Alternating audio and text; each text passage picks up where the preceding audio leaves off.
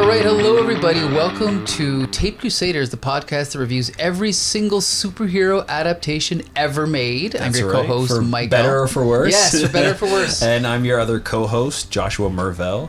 Today we are going to be taking a look at the 1979 made-for-TV superhero film, Captain America.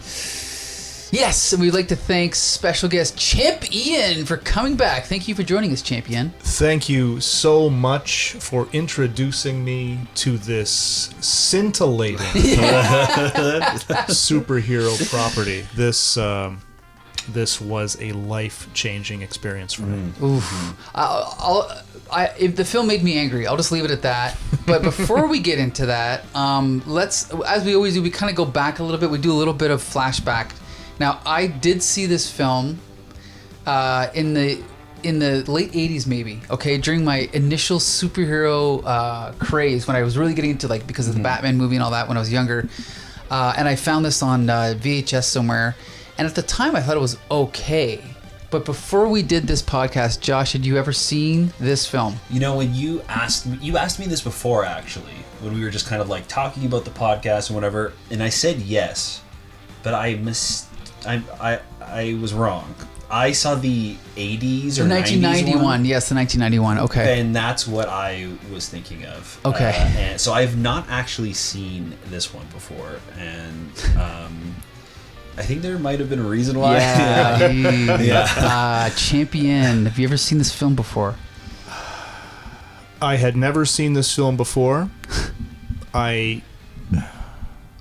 This is maybe the worst film I've ever seen. It's up there. Yeah. It's a rough one. And we've seen some pretty bad stuff from these like made for TV CBS superhero shows and movies and whatnot. And this is maybe the worst one. In some ways it is, which we'll get into. But before we do that, Ian, did you know anything about Captain America before you saw this film? Well, I could pick him out of a lineup. Okay. I knew that he was an ex-army guy. Okay. I knew that he had a shield, and that was basically it. He's one of the, like, I'm of course I'm the guy that has never read a comic book. Right. So that's why you're on this show. My knowledge of these things is very peripheral. Sure. But you can't walk around with your eyes open and not be somewhat familiar with Superman, sure, right? Batman, Wonder Woman.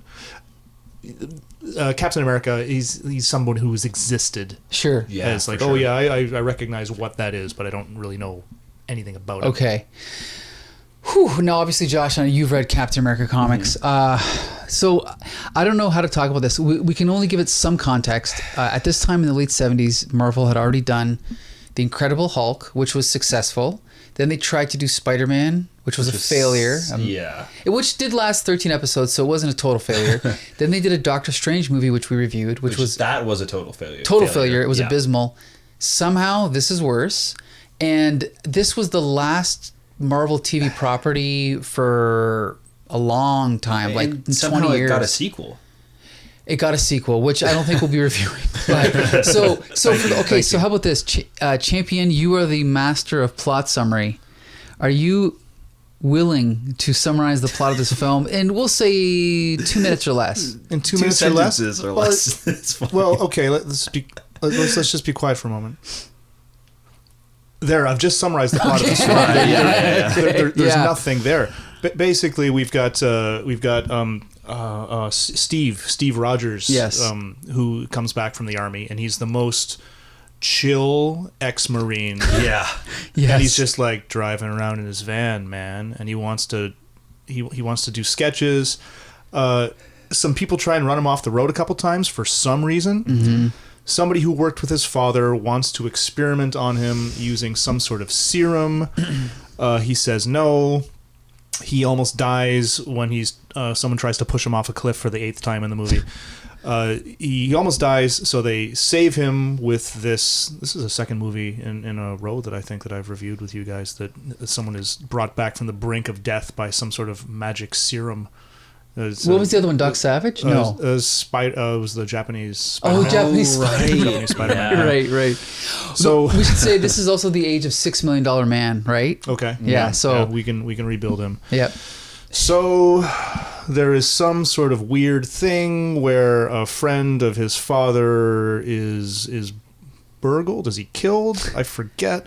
Because they're looking for a film strip to finish making a bomb. Burgled, then killed. Yeah. The president, maybe the president. I'm not sure what his relation to the oil company is, but some oil company bigwig wants to make a bomb for some reason. He's successful, and he gold. And Doc Savage has to stop him from plundering the natural resources of the indigenous tribe. No, he's successful in making the bomb, and he's taking it somewhere, and he's wearing some sort of device that if he dies, the bomb goes off, but we don't know who he's going to blow up with the bomb.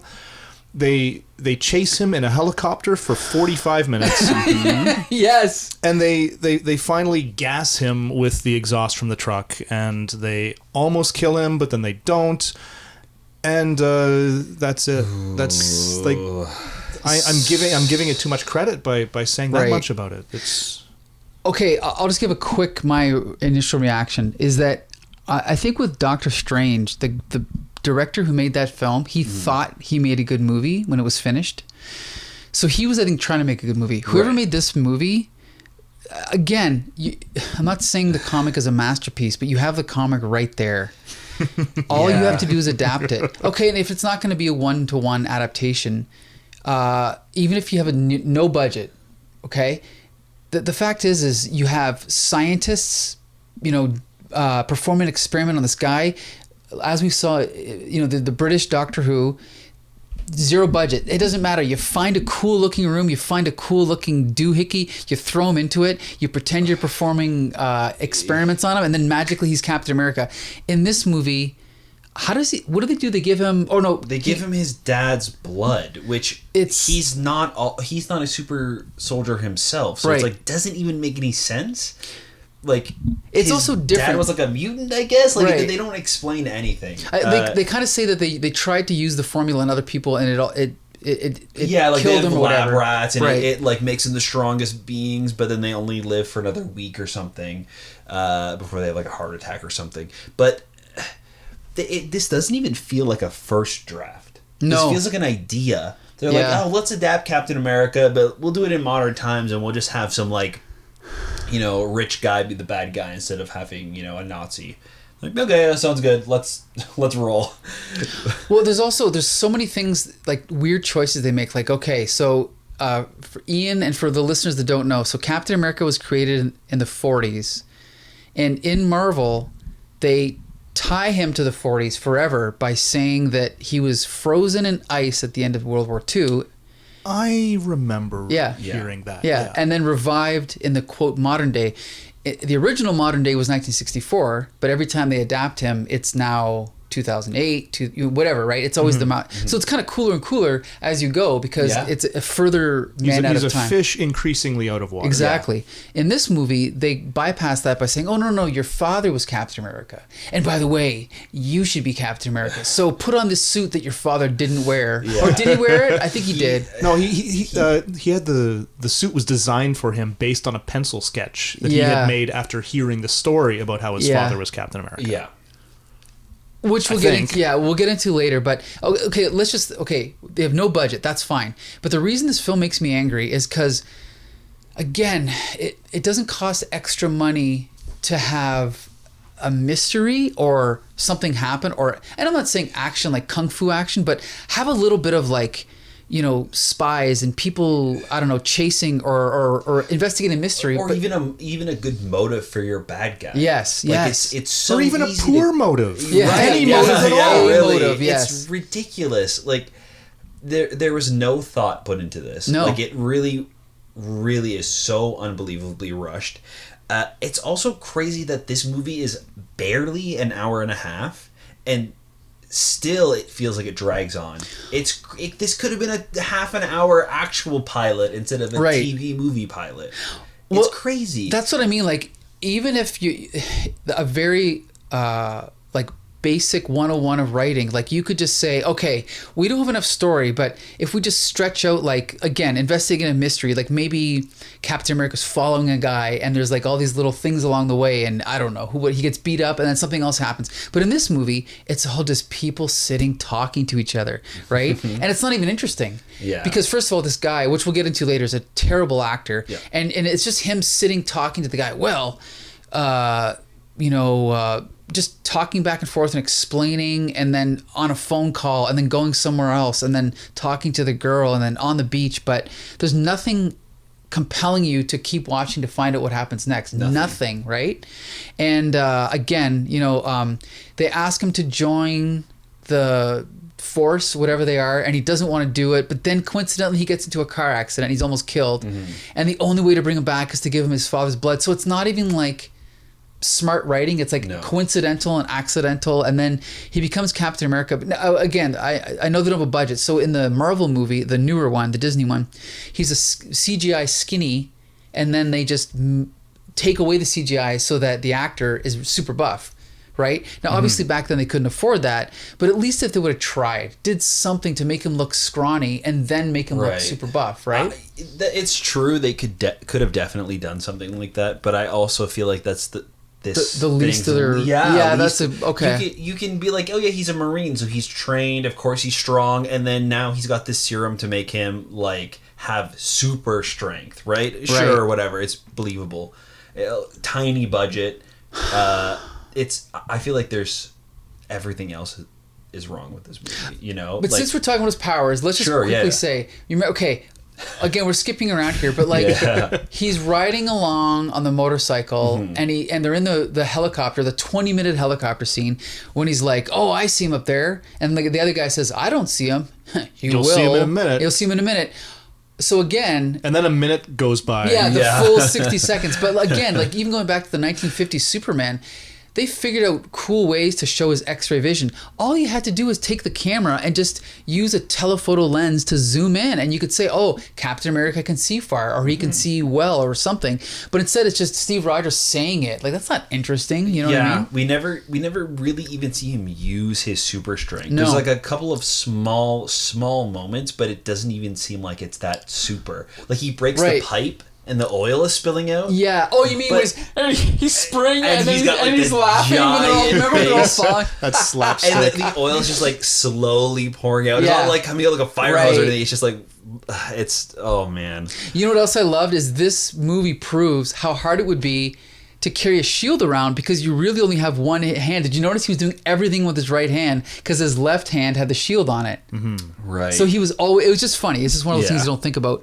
But Ian, did you get a sense of Captain America's powers by watching this movie? No. He interesting. Like, all right. I can count on one hand. The examples of his powers. Yes, the hand I'm not holding my shield with. There was the one that you talked about where I see the oil company truck up ahead. There was another one where they were on the phone with somebody, and he's like, I thought I heard in the background, back the tanker up into Bay 3 or something. Right. I wonder what that means. And then he ripped the door off its hinges. Right. And I think that's it, right? Right, yeah. And I mean, to be fair, just so you know, Captain America doesn't really have powers. He's just extra strong, extra fast. He's like Olympian level for everything, okay? Oh, he also jumped really high that one time. Yes. But even when he's like going into the base and he's like leaping, and then remember when the bad guy's in the foreground and he's like up on the background, kind of like waiting for him to run by, and then he keeps running. And then remember the part where he grabs the bad scientist and he's like, you're gonna tell me where she is. And then remember when he pushes shoves the guy like 40 feet, but they have to run the whole way, and it's super awkward. It's not like he just picks him up, or I don't know what he could do, but or you just cut to him being slammed up against the wall or there something. You go. Something, right? You're right. It's everything about this is so slow. Even the editing. It's really rough. It's wild to me that this was picked up for a sequel and not any of the other ones. Like, why wasn't Doctor Strange picked up instead of this? It might have just been ratings, maybe. I guess, but I don't understand how this. Like, Doctor Strange wasn't good. No, but it had substance to it. At least it had it had something magic. was going on. Right. There's magic. There's a real villain going on. Like, this has no redeeming qualities. Like, No. it doesn't even have writing. No. It's ridiculous. Why is it? It's such a smart idea to have Captain America have a villain who at the end of the film has the death, or what's that called, the bodysuit with the bomb attached to it. Yeah, yes. We'll talk about that, yeah. Dead man switch. Yes. So if the person wearing the bomb dies, then the explosive goes off. Yes. So he needs to stay alive. So having Captain America need to keep this supervillain alive instead of having to defeat him at the end is such an interesting idea. Yeah, it's smart. So smart. And then if you have him being a Marine the whole time, he's against killing all this, and then he's like, at the end of the day, he's right. He needs to save this guy. He doesn't even save him. He waits for a nurse to come in and like revive. It's like, what is going on? Like, nothing makes sense. Well, and the thing is in the comics, Steve Rogers becomes Captain America. He becomes a war hero of World War II. Now, the whole idea is that he has all this experience as a soldier. Then he's revived in the modern day, and he still acts like a soldier, right? Yeah. Even though he's on the Avengers and they're all regular superheroes, he's like a soldier. He's always training, and that kind of makes him who he is. In this movie, Steve Rogers doesn't act like a Marine. He doesn't have any savvy. He has no street smarts. So at the end of the movie, this is exactly the climax of the movie. He breaks into the truck. Oh, he's only Captain America could think of this. He takes the tailpipe of the truck and tilts it into the the intake vent of the back of the truck that just happens to be there for some reason. Right, to knock the bad guy out. But then instead of tearing open the door and like doing something, I don't remember how he's communicating with the other guy, but he's got some sort of radio. Him communicating with the other guy doesn't really factor in. If it weren't for the fact that the main supervillain, he happened to have a radio in the back of the truck in order to communicate with the cab to tell them, hey, I'm in trouble, you better stop. Otherwise, he would have just died back there, and the truck would have continued on to its destination, and the bomb would have gone off, killing everyone. Right. Like that's how close to screwing everything up. Yes, good Captain point. America came. But this is what irritated me about that scene is the whole idea of, it doesn't matter if it's Captain America or Indiana Jones or whoever, the hero is supposed to figure out how to solve the problem and win the day. No, it's just, he looks tired. He looks like he's not breathing. His lips are blue. His lips are blue. And the other guy's like, oh, it sounds like he's got whatever. He's inhaled, carbon monoxide. You better roll him on his side to make sure he's not swallowing. It's like, what the fuck am I watching? Yeah, it's Captain America. You're listening to a 911 call. Yeah, exactly. Right? Yeah, exactly. And like, I think if thinking about this outside of Captain America, if you're gonna change his origin, you're gonna like tweak it for this TV movie, then you make him a fish out of water in the sense that he's a Marine, he's a soldier, but he's very like soft spoken. Yeah. He is more of like a peace guy. He wants to be an artist instead. Like, he's this gigantic like beefcake of a man, and all he wants to do is draw pictures. That's great. That's a very interesting idea for a character. Right. Then you have him forced into being another super soldier. He has to follow in his dad's footsteps. He feels like he has to be a soldier and take this guy out. And then at the end, it's, no, I was right. I'm going to do this the right way. I'm not just going to throw this guy out and get rid of the bomb or whatever. I'm going to revive this guy and save him. And that's how I'm going to save the day. Like, it all fits together. It could totally work. You're right. They have all the elements there. It's just so crazy that they tell us what the idea is, but they never write it out. So that's actually what happens. And again, I don't think anything we're suggesting requires more money. It just requires a tiny bit of creativity and passion, right? But why don't we talk about the actors in this movie? Josh, do you have your list of the cast here? Oh, yeah, sure. So obviously first, we're going to talk about Reb Brown. Reb Brown as Captain America champion. What did you think of Reb Brown as Captain America? I was 30 seconds into this movie and I knew I was going to hate it because of Reb Brown's character. He just... I mean, I get what they were going for. The Marine that didn't want to be a Marine anymore. But it didn't seem as though he was struggling with anything. Good point. It seemed as though like he didn't have any inner conflict with where he'd been versus where he wants to go. It just seemed like he was stoned out of his mind. Right, it really did, yeah. Hey, Steve-O, hey, how's the surfboard? Like, it just... They leaned so heavily into that, hey, he's Cali cool. And he doesn't even feel like he's, like... He needs to follow in his dad's footsteps, or he's got that kind of pressure. Like, that's not even there. It's so strange. It seems so obvious that that's the direction that they should go with this. If that's the Steve Rogers that you're going to bring to the table, that's what this guy's going to do. But he's got no like pressure throughout the whole entire movie. There's no conflict even within him. He's just whatever man his way through the entire thing. I'm just gonna guess he's not really an actor. I don't know his background, but he just looks like a beefcake. But like, this is again the 70s. This is the age of Arnold Schwarzenegger and Lou Ferrigno, right? Like the bodybuilder fad. He's kind of that's what he is, right? He just looks like a surfer dude bodybuilder. Not much to him. Not a good actor. Very flat. Like you said, like it just there's nothing there. Doesn't bring anything to the table. Nothing. He was carried along by the film, but there was nothing. There was so little to carry him along that everything was stagnant. Actually, now that you mentioned him doing the sketches, I will say the only things in this film they carried over from the comics are sort of his costume. And the fact that he's a comic book artist, because Steve Rogers in the comics is a comic book artist. Yeah, so that's at least they've read a comic, so that's good.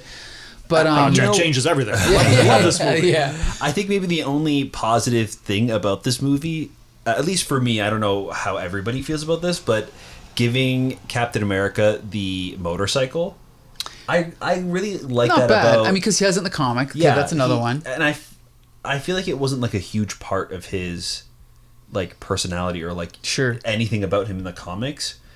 I wonder what came first, like him having his own like motorcycle, because this also feels very like Evel Knievel. Oh, like 100% that's why Evel they Knievel. gave him the suit and the bike, and even the fact that they're like, oh, we've got this cool bike for you, and we're gonna actually have you test it out, and they've got like this big facility with all these ramps and stuff for him to do like tricks on, and that's where all the budget went, is building these ramps.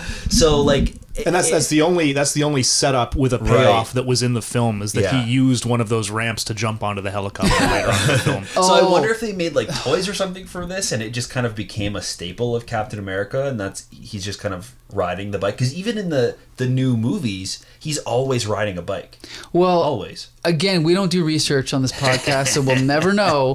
But I see what you're saying, though. You're right. Like, I don't know what came first. But here's the thing: is that I actually don't mind the fact that they adapted his suit to have instead of like a mask, it has the helmet. I don't mind that. I did mind that for the first time, the first majority of the film, he doesn't have the stripes on his stomach. He has them around his shoulders, which drove me crazy, because like, why can't you just get that right? And then for no reason at all, at the end of the movie, he just switches costumes. Like, why didn't they just have that for the whole movie? Well, it's because they wanted to have that sort of revelation at the end that now he wants to be like his father, and he says at the end of the film, well, if I'm going to do this, I'm going to look like my father. And then, I mean, like, you see, I don't know Captain America, so I didn't notice, right? And I had no idea what the hell he was talking about. I was like, oh, he looks the same. I didn't know that the stripe had changed. Yes, right? I think his boots were a little bit different. Maybe there was other cosmetic I feel like things. He was maybe more like blue, because I think his first costume was a little bit like white as well. Okay, it's got like the Evel Knievel like stunt driver look to it. But since we're on Captain America, what did you think of his? In the comics, his shield is supposed to be a hybrid of vibranium and adamantium, the two most powerful metals on Earth. In this movie, it's made of see-through plastic that wobbles when you throw it. That part was when he throws the. and the camera hangs on it for 45 seconds as it slowly but you floats through can't the see air. it moving because you have to have trees or something. Oh, it's moving. And it just looks like a stationary shot of it in the air. It was like a kite. I love how they like it makes a deadly weapon, and he throws it and it hangs there. Yeah. And then 90 seconds later it comes back, and that's all. Like, Yeah, it's never used for that purpose. Good point. They don't need to make it vibranium. They don't need to add the adamantium. They don't need all this like comic book stuff. It just needed to be a metal shield. It needed to look the thing that you're selling it as. It needs to look like that. Yes, you're right. I need to buy that it could stop a bullet when a gun is fired at him and he throws his shield up. But it was also the windscreen of the motorcycle, which is why it had to be transparent. Yeah. Right. And again, it's like, I don't even mind it being transparent. At least, like you said, if it could look like it could stop bullets, because it's supposed to be a shield, not just a frisbee, right? Or a boomerang or whatever. You know what? We're on him right now. We got to talk more about... there's so I don't know. We'll have to go back to the plot because there's so much more to say, and there's not really many more people to talk about the cast. I don't even know who the else other to thing talk is, about, I couldn't even tell the bad guy. Like sometimes I'm like, is that the good guy or the bad guy? Here's the thing. Okay, Captain America has two main World War II villains. One is the Red Skull. Now he is supposed to look like an actual Red Skull, so it's hard to do that in the 70s because you have no special effects for like having no nose. Okay, I can forgive that. Baron Zemo. Purple mask. All you need is a purple ski mask, and they could have pulled off Baron Zemo. But instead, you get generic bad guy. I don't even know who is the bad guy in this film. His name is Lou Brackett, played by Steve Forrest. I have nothing to say about him. He was crap, right? He's just a generic TV 70s villain. Yeah. What'd you think? I don't know. I don't know. I have no idea the 70s soundtrack. What his motivation was at any point during the film. He was an oil company guy who wanted to build a neutron bomb. He wanted to build a neutron bomb to build up to blow up mountains to take the gold. Was that explained? Yeah, I'm pretty sure he said the something neutron about bomb he wants was. I don't remember the gold. gold, but yeah, it's in there somewhere. Oh, I don't sure. remember. I don't know. Yeah, exactly. Did I zone out? There's really, and honestly, there's really only two other actors to talk about. We'll talk about his helper. Mm-hmm. What was that guy's name? He was crap. I know. The thing is, too, I'm on Wikipedia right now looking up the names, and they're all names that I'm sure are in the movie. Yeah. But I could list them all off for you, and I don't know if you guys would be able to tell me who's who. So, like, it's ridiculous. Simon was the guy who was trying to get him to join the thing. Right. So he was the helper at the end, was helping him on the walkie-talkie? Yes, okay. I believe so. He was in charge of all these projects. Right. And I remember at one point, Captain America was like, "Oh, what's it mean when you're in charge of all these projects? Oh, I just do all these things." Like, nothing was explained there. They just, I think that they didn't have anyone else to do any of these things, so they had, okay, you're going to do this too. Yeah. Yeah, you're right. It's almost they ran out of actors, so they had him play two roles. That's a good point. The only other actor I really want to talk about. Did you have anything to say about the bad guy? No. Okay. No. At least, okay, so let's talk about the girl.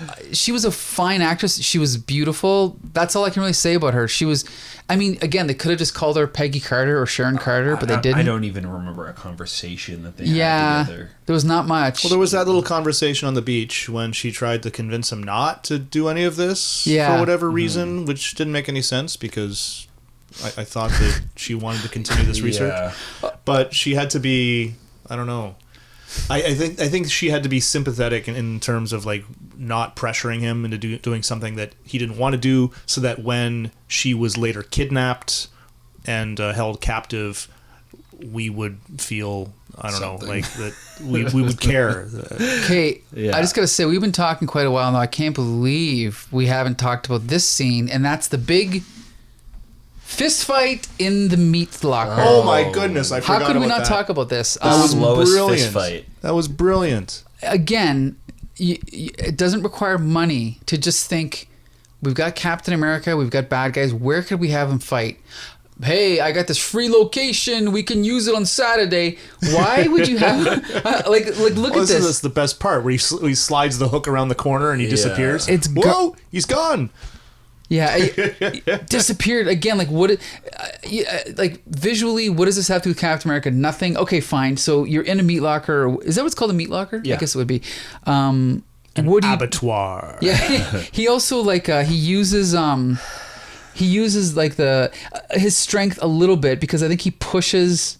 Yeah, like this scene here where he pushes a bunch of them together and knocks one of the guys over. Yeah, but I think these hanging slabs of beef in this scene, that's how he incapacitates every single one of these henchmen. He hits them all at one point or another with a hanging slab of beef. But it doesn't even feel like he's using his strength. No. They're put on the hooks and on these racks with the wheels on them so they're easy to move. Mm-hmm. What? Right, you're right. Like, that's a good point. That's a good point. That's why they're up there, is so people can move them around. It doesn't feel like he's doing anything strong. And even the way that they cut around the action, you don't feel the weight of the slabs of meat. Even when they're hitting them, you're right. It's so slow and soft. It's not...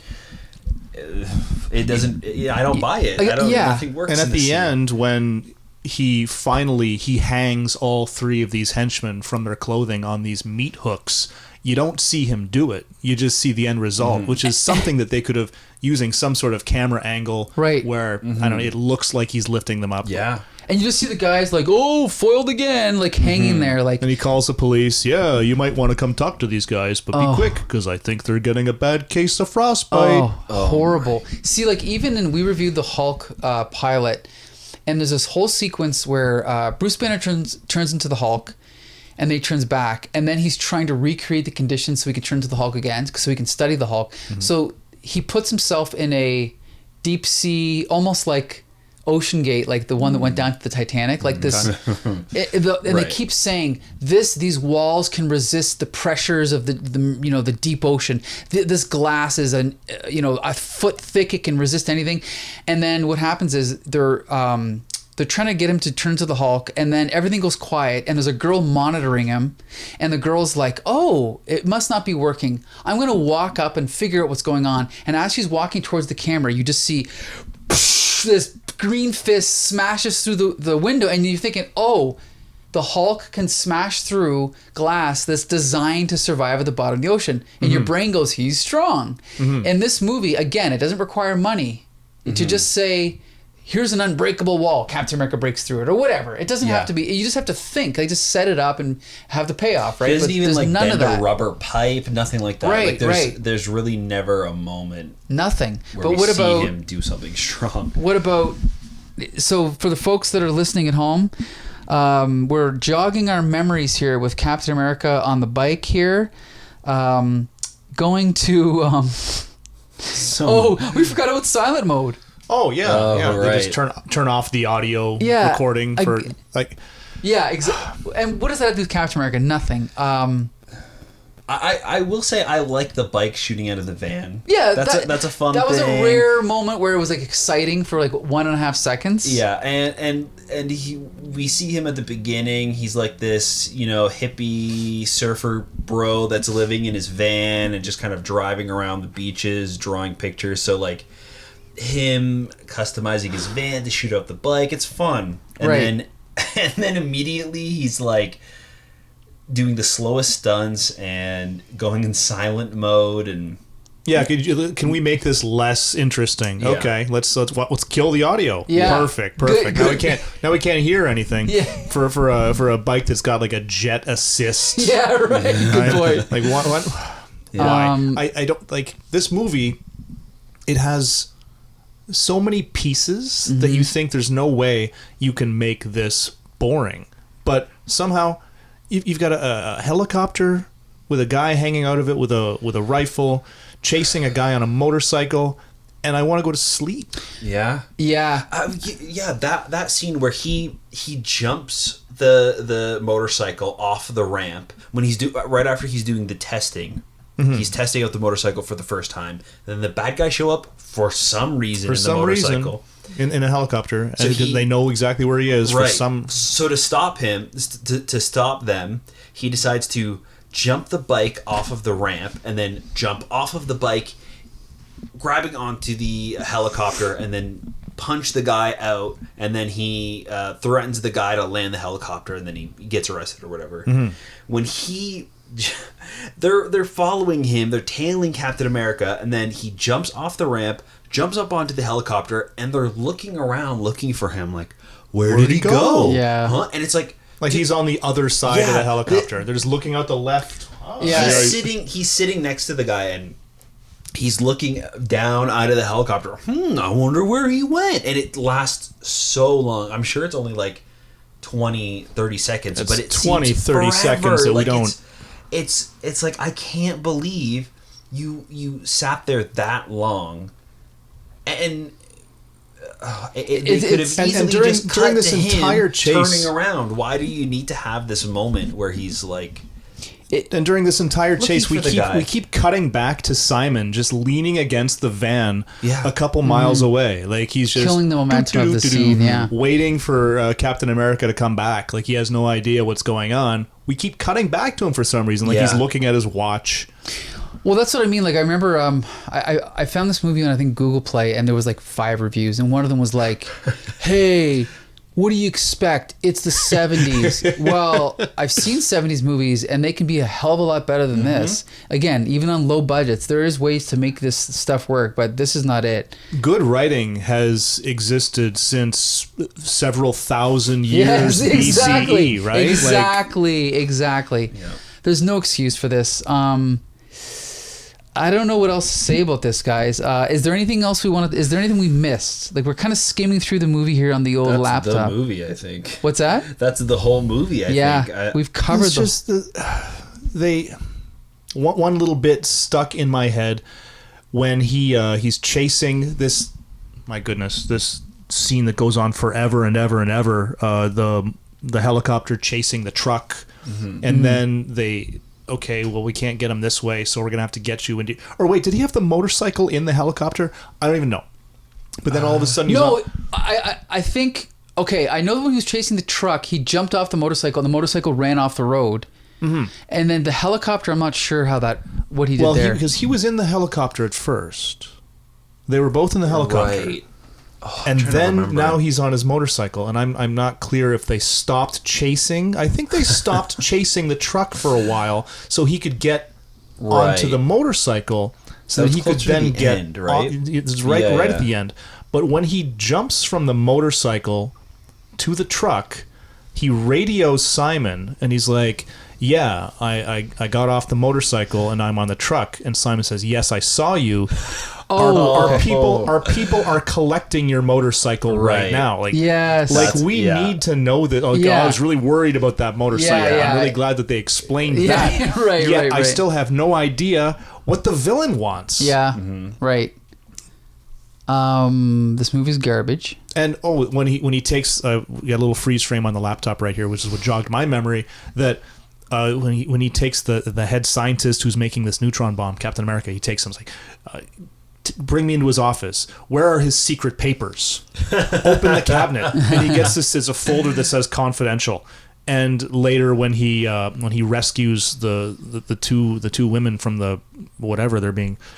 What, I don't even know who one of them is, but he hands her this folder that says confidential and says, you might want this. Now get out of here.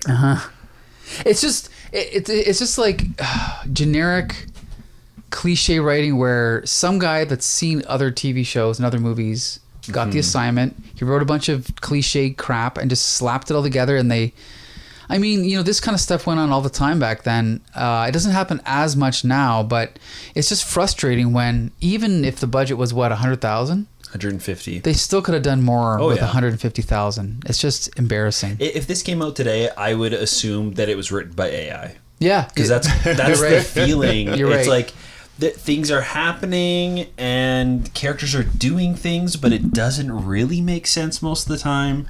Like, they're kind of pushing the story along, but there's really no substance to it. Like, it's baffling that this is a movie. There's no imagination, there's no skill, there's nothing. This movie is the cinematic equivalent of going to a wedding as somebody's guest and you don't know anybody, and an old man corners you at the bar and says he has a really interesting story to tell you, and he starts talking your ear off, but you don't know anybody else, so you can't escape, and he keeps losing his train of thought and going on these tangents that go nowhere for way too long, and you're just bored and you want to kill yourself. That's a good analogy right there. Well, I mean, this also goes back to there's still the prevailing belief in Hollywood that they've, maybe not so much nowadays, but they've always felt like writers were not important. No one cares about the story. No one cares about the dialogue. And I mean, yes, we've put up with a lot of shit over the years, a lot of shitty TV and movies. But at the end of the day, when a TV show is good, people will watch it usually. And this is shit. It failed for a reason. At least, like, I don't know if you've ever seen the Lou Ferrigno Hulk, but with the 70s Hulk. No. The pilot is actually really good, and most of the rest of the show is pretty good. It lasted 5 or 6 years for a reason. Like, it had a good premise, you know. And then the thing is the Hulk does change the premise of the comic. It's not the same as the comic, but they do it right. They have a smart creator, Kenneth Johnson. This, I don't know what the hell they were thinking, but obviously there must have been people around they could have hired, right? But they just crapped this out, and it failed, and then that's it. They forgot about it, right? I'm seeing here that the man who wrote this was apparently lifelong friends of Gene Roddenberry, which is crazy that he couldn't have asked his friend maybe for some help writing, because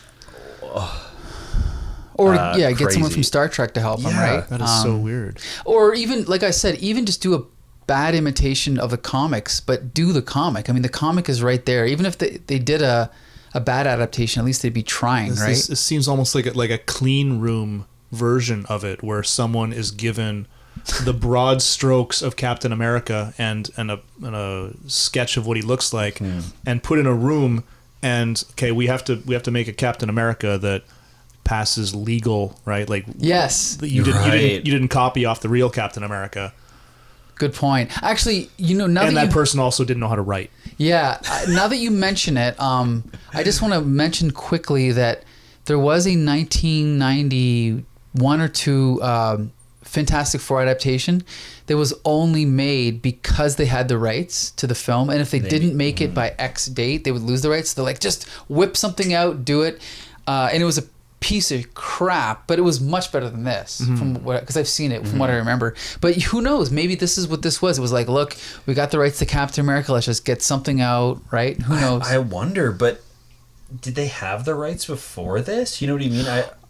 Because they're making, this is like the first time they're making these live action adaptations of all this stuff. So I wonder. I really think that it was just, well, we have all the superhero stuff is really successful. We should see what we can make and see what sticks. You know what? Let me revise what I said. You're right. Based on what I know, it was probably more just like, we have the rights, but comics are crap, so we don't need to make it good. That's what it was. That's what it was. Yeah. People are going to come see this regardless. Right. So, yeah. Okay, so Ian, are you going to watch the second Captain America movie with Reb Brown? Because there is one. My God. Have you seen the second one? Oh, of course. Captain America 2, Death Too Soon. Yeah. Do they? I'm just curious how many times they try to kill him by pushing him off a cliff. Because that seems to be a prevailing theme. Why? We didn't even mention this. We mentioned it, but the amount of effort they put into greasing the road. Oh my goodness! They could have just a gun. Yeah, right? Yeah. Like how are we going to kill this guy? Well, let's set up a fake detour and get him on the mountain road because it's twisty.